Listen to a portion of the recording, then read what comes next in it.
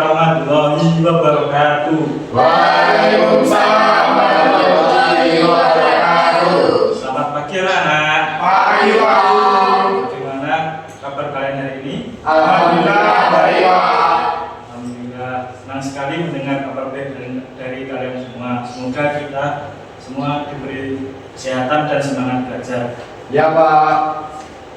Sebelum memulai pembelajaran pada hari ini, Bapak meminta salah satu dari kalian ketua kelas untuk memimpin berdoa. Silakan. Di tempat duduk siap gerak. Berdoa menurut keyakinan dan agama masing-masing. Berdoa mulai. Berdoa selesai. Amin. Untuk meningkatkan rasa cinta dan nasionalisme kita terhadap bangsa Indonesia, marilah kita nyanyikan lagu nasional Satu Nusa Satu Bangsa. Ayo anak-anak, kita berdiri semuanya.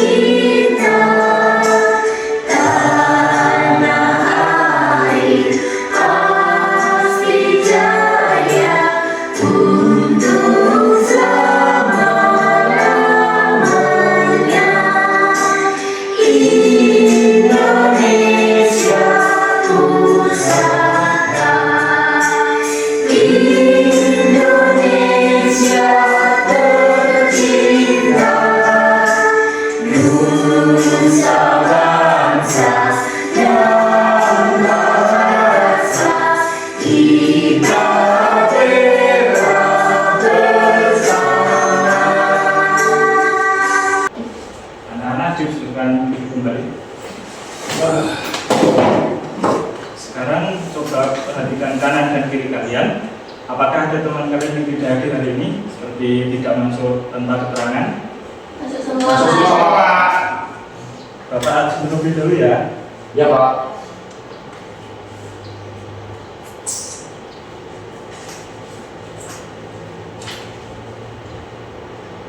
Di Asti, Hadir. Fadila, Hadir. ada Hadir Pak. Salma, Hadir Pak. Syahrul. Hadir Pak. Terima kasih. Semua kita lakukan stretching terlebih dahulu untuk menambahkan rasa semangat dengan tepuk PPK. Bapak contohkan terlebih dahulu ya gerakannya. Ya Pak. Tepuk PPK, religius, nasionalis, mandiri, gotong royong, integritas. Nah, ayo kita ulangi bersama ya anak-anak.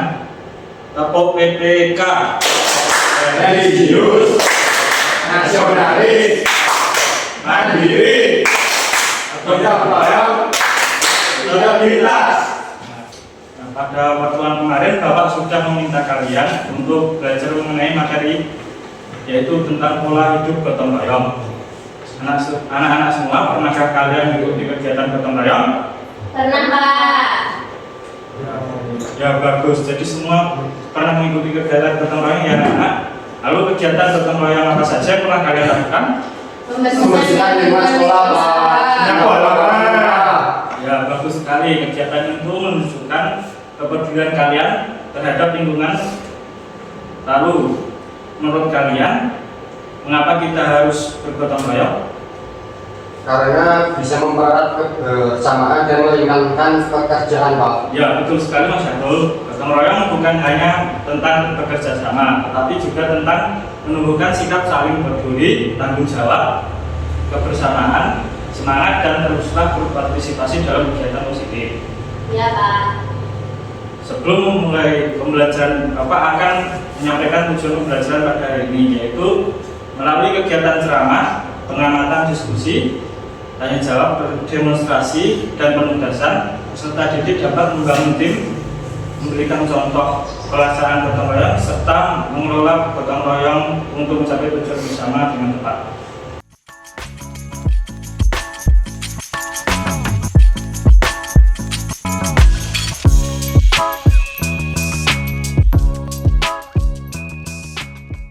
Nah, anak-anak, hari ini kita akan belajar tentang pentingnya gotong royong dalam kehidupan sehari-hari, terutama dalam sebuah tim. Sebelumnya, Bapak akan memperlihatkan sebuah video, silahkan nanti amati, simak baik-baik tayangan video ini sampai selesai, dan Bapak akan bertanya kepada kalian sekaligus meminta pendapat dari kalian setelah videonya selesai. Baik, Ya, Pak. Pak.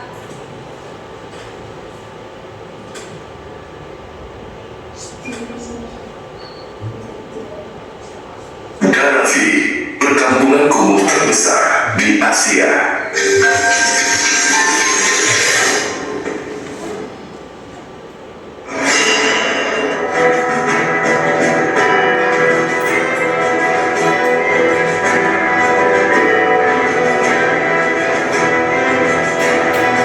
Berada dan jauh di sana, tempat ini begitu tersohor ke seantero dunia. Namun bukan karena pesonanya yang memukau, melainkan wajah pemukiman ini yang tak sedap untuk dipandang mata. Terletak di kota Mumbai, India, inilah Dharavi, sebuah tempat yang dijuluki sebagai pemukiman kumuh terbesar di Asia.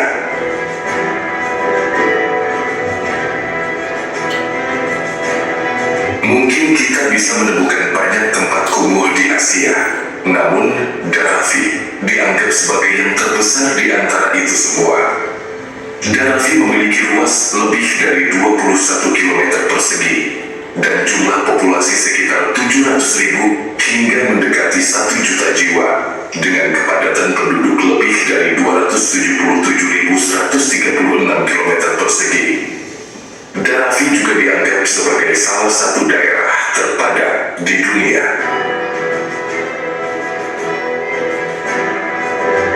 Kota Mumbai sebenarnya merupakan sebuah kota modern dengan banyak gedung pencakar langit. Tapi di lain titik, ada pemukiman sangat kumuh bernama Dharavi. Kehadiran Dharavi memberikan pemandangan yang sangat kontras. Saat gedung tinggi dan megah bersanding dengan barisan rumah-rumah riot yang kumuh, tak jarang Dharavi disebut sebagai tempat yang merusak pemandangan kota Mumbai.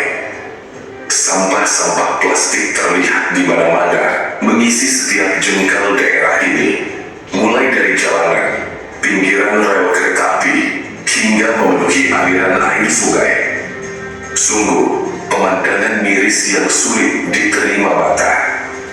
Tempat ini awalnya adalah kampung nelayan, tetapi ketika wabah melanda India pada tahun 1884, pemerintah Inggris yang saat itu menjajah India memindahkan sebagian besar industrinya ke Dharavi, wilayah pinggiran kota Mumbai. Populasi Dharavi telah berkembang sejak saat itu, dan jumlah penghuninya terus meningkat hingga saat ini. Setelah merdeka dari Inggris, Dharavi mulai dimanfaatkan sebagai tempat pembuangan sampah. Saat kota Mumbai tumbuh menjadi kota modern yang dituju banyak orang, Dharavi menjadi kantong sampahnya.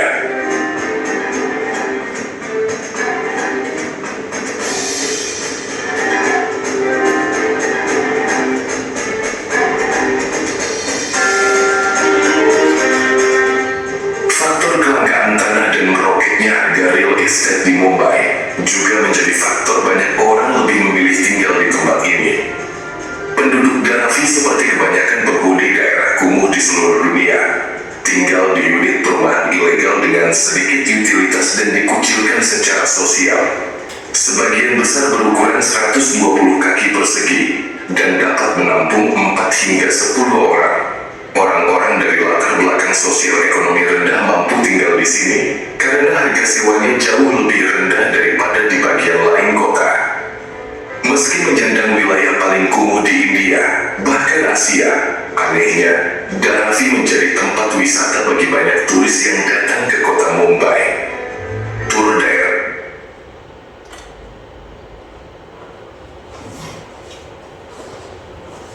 Nah, sekarang Bapak mau bertanya nih kepada kalian, Tayangan apakah yang ada di dalam video tersebut? Lingkungan yang kumuh, Pak. Kota yang semu. Nah, selanjutnya di manakah lokasi yang ada di dalam video tersebut? Bagaimana suasana yang tampak di dalam video tersebut? Dan kotor ya. Nah, kemudian sikap dan perilaku apa saja yang kalian lakukan untuk mengatasi masalah dalam video tersebut? Melakukan gotong royong, membersihkan lingkungan sebelum sampah menumpuk, Pak. Ya, betul sekali. Bagus, terima kasih pendapat dari kalian. Sekarang, mari kita bahas bersama-sama pengertian contoh gotong royong, manfaat, dan contoh-contohnya dalam kehidupan. Silakan perhatikan presentasi PowerPoint-nya. Sini ada pengertian gotong royong. Gotong royong berasal dari gotong yang berarti bekerja dan royong yang berarti bersama. Menurut Kamus Besar Bahasa Indonesia (KBBI), gotong royong mempunyai arti bekerja bersama-sama, tolong-menolong, bantu-membantu di antara anggota satu komunitas. Kemudian ada manfaat gotong royong. Yang pertama, manfaatnya adalah menumbuhkan rasa dan sikap saling tolong-menolong, membantu kekeluargaan dan sukarela. Yang kedua, mempererat tali silaturahmi persaudaraan. Yang ketiga, meringankan pekerjaan dan menghemat waktu dalam menyelesaikan suatu pekerjaan. Dan yang terakhir, terciptanya rasa persatuan dan kesatuan dalam lingkungan sekitar. Kemudian di sini ada contoh-contoh gotong royong. Yang pertama, ada gotong royong di lingkungan sekolah.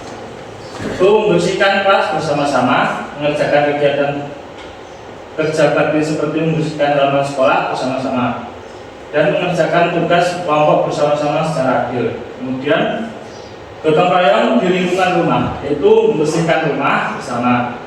Dan yang kedua, membantu ibu memasak. Ketiga, membersihkan halaman sesuai tugas. Yang keempat, gotong royong di lingkungan masyarakat.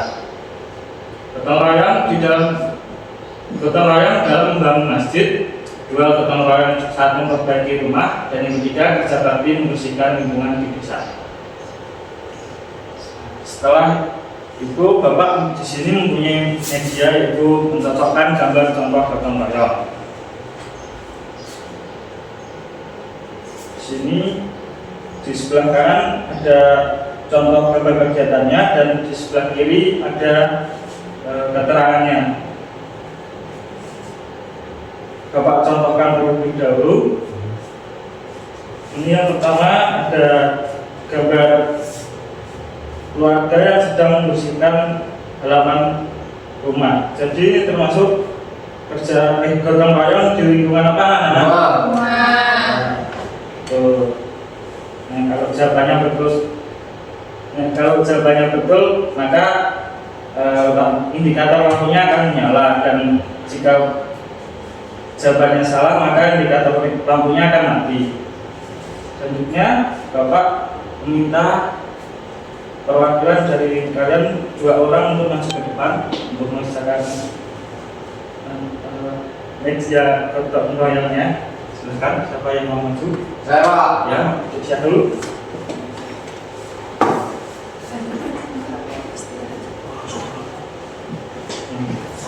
Dan di sini ada gambar siswa dan bapak guru yang sedang bersih-bersih di ruang kelas. Maka contoh kegiatan gotong royong ini di lingkungan mana? Di lingkungan sekolah, Pak, yang atas sendiri.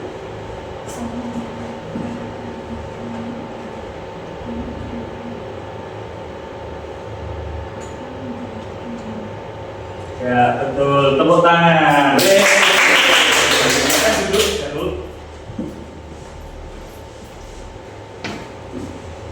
Silahkan jelas di lingkungan depan. Di sini kan ada gambar masyarakat yang sedang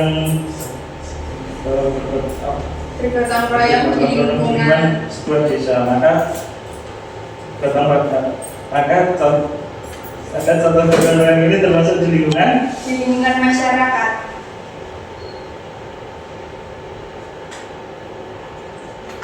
Ya, betul. Tepuk tangan.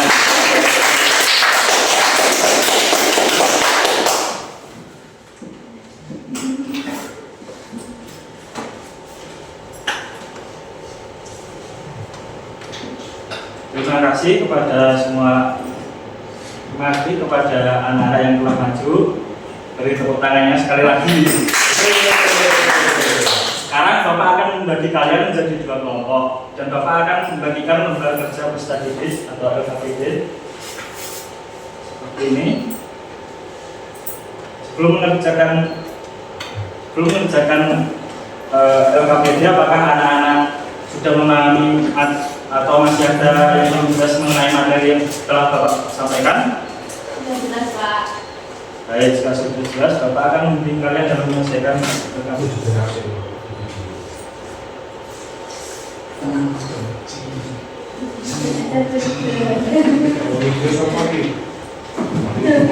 Jangan lupa untuk diberi nama, nomor, dan kelas, lalu ikuti petunjuk pengerjaannya. Apakah ada kesulitan anak-anak? Tidak, Pak. Tidak, oke. Apakah anak-anak sudah selesai dalam mengerjakan diskusi, mengerjakan LKPD-nya? Siapa? Oke, kemudian Bapak meminta satu perwakilan dari setiap kelompok untuk maju ke depan untuk mempresentasikan hasil diskusinya. Silahkan dimulai dari kelompok 1. Ya, pasti.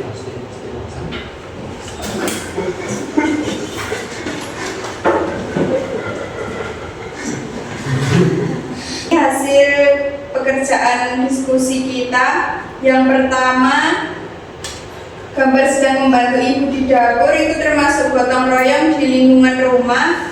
Yang kedua, gotong royong di lingkungan masyarakat. Yang ketiga, gotong royong di lingkungan rumah. Yang keempat, gotong royong di lingkungan sekolah. Ya, betul sekali. Tepuk tangan untuk di silakan duduk. Kemudian perwakilan dari kelompok 2, silakan.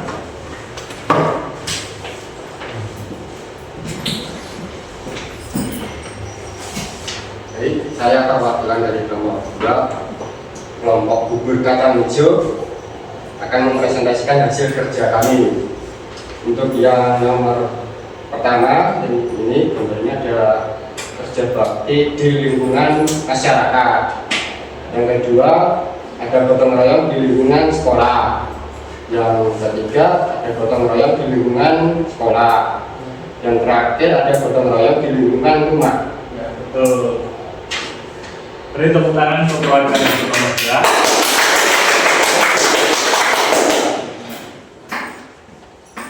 Sebelum menutup pembelajaran, Bapak mau bertanya kepada kalian, apakah tadi anak-anak kesulitan dalam mengerjakan gambar soal LKPD-nya? Tidak jelas. Jika tidak, mari kita bahas bersama-sama apa yang ada di dalam LKPD tadi, yaitu apa kegiatan yang kalian lakukan, apa kegiatan yang dilakukan dalam gambar tersebut. Kegiatannya melakukan gotong royong, Pak. Ya, betul. Menurut anak-anak, apa yang terjadi jika tidak ada gotong royong di lingkungan masyarakat, rumah maupun sekolah? Lingkungan menjadi kotor, Pak. Bau dan berbau. Ya, betul sekali. Jadi anak-anak kita harus melakukan kegiatan gotong royong, kerja bakti agar membuat pekerjaan lebih ringan, cepat selesai, serta lingkungan menjadi bersih, rapi. Nah, anak-anak, Bapak sekarang akan membagikan kalian soal untuk dikerjakan di sini, dan jika sudah selesai langsung dikumpulkan ya anak-anak. Ya, Pak.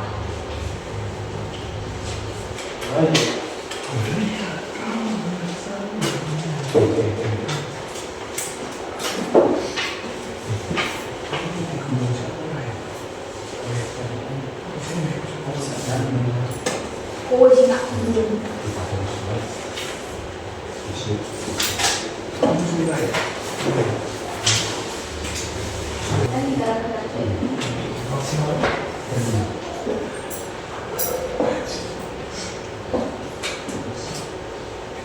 Bagaimana anak-anak? Apakah sudah selesai dalam mengerjakan tugasnya? Sudah, Pak. Dikumpulkan.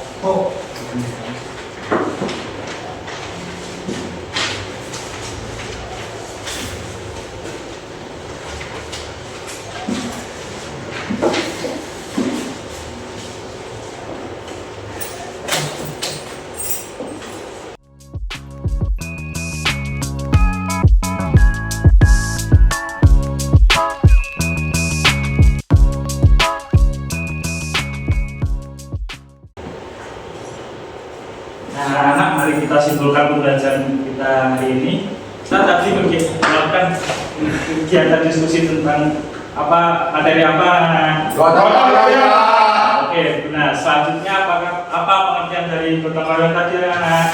Gotong royong bentuk kerjasama di mana individu atau kelompok bekerjasama untuk menyelesaikan suatu tugas atau mencapai tujuan tertentu, Pak. Ya, betul. Gotong royong adalah arti bekerja bersama-sama, tolong menolong, bantu-membantu di antara anggota atau suatu komunitas. Nah, kalau manfaat gotong royong tadi apa anak?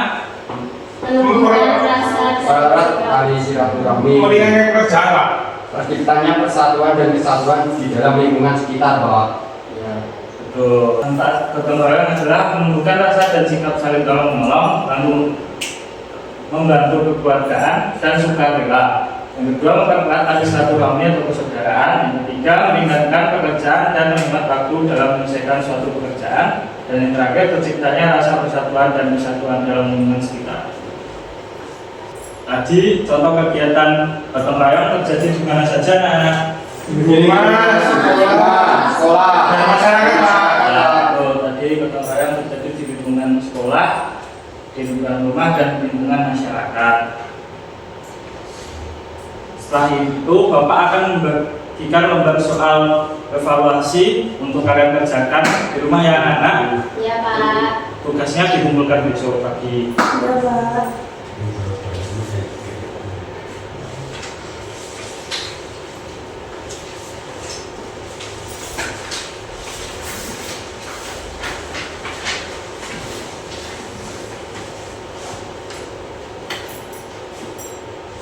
Anak-anak nanti semua tetap mengerjakan soal lagi ya. Bagi yang mendapatkan nilai di bawah 75 akan mengerjakan soal remedial. Sedangkan untuk yang mendapatkan nilai 75 ke atas maka akan mengerjakan soal pengayaan. Jadi semuanya tetap akan ikut belajar dan berlatih sesuai dengan kebutuhan masing-masing. Baik, Pak. Oke anak-anak, bagaimana pembelajaran hari ini? Apakah masih ada materi yang belum kalian pahami? Sudah paham, Pak. Baik, kalau sudah paham, nanti pulangnya hati-hati, dijelas ya. Bagi yang disebut silahkan tunggu orang tua atau saudara yang terlebih dahulu. Setelah sampai di rumah, jangan lupa untuk mengerjakan lembar soal evaluasi yang telah Bapak berikan dan besok dikumpulkan ya anak-anak. Ya, Pak. Sebelum pembelajaran hari ini kita tutup, marilah kita berdoa terlebih dahulu. Ayo, silakan Bapak kelas berdoanya. Tempat duduk, siap, gerak. Berdoa menurut kepercayaan dan agama masing-masing. Berdoa, mulai. Selesai. Ya anak-anak, semuanya Bapak berharap ilmu yang Bapak berikan kepada kalian dapat bermanfaat dan selalu kalian ingat ya. Terima Amin. kasih. Wassalamualaikum warahmatullahi wabarakatuh. Waalaikumsalam warahmatullahi wabarakatuh.